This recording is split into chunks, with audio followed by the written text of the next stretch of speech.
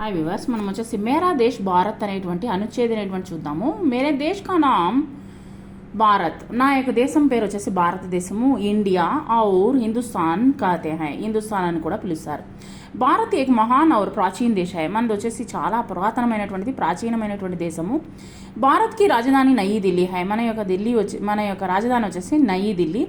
Bharat 15 August 1947కి Azad హువా, మనకు వచ్చేసి 1947 August 15వ తేదీ స్వతంత్రం వచ్చింది.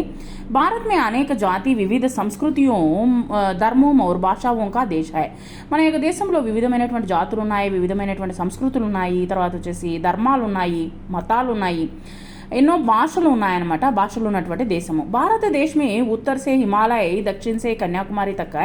మన యొక్క భారతదేశం వచ్చేసి హిమాలయాల నుంచి కన్యాకుమారి వరకు మన దేశం వ్యాపించి ఉన్నది.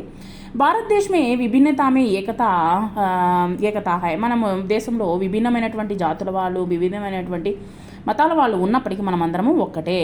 హర్ క్షేత్ర సే యహ్ ఏక మహత్వపూర్ణ దేశ హై, ప్రతి ఒక్క దాంట్లోనూ మన దేశం వచ్చేసి మహత్వపూర్ణ, బాగా పేరుగాంచినటువంటి దేశమని మనము చెప్పుకోవచ్చు అనమాట, గర్వంగా చెప్పుకోవచ్చు.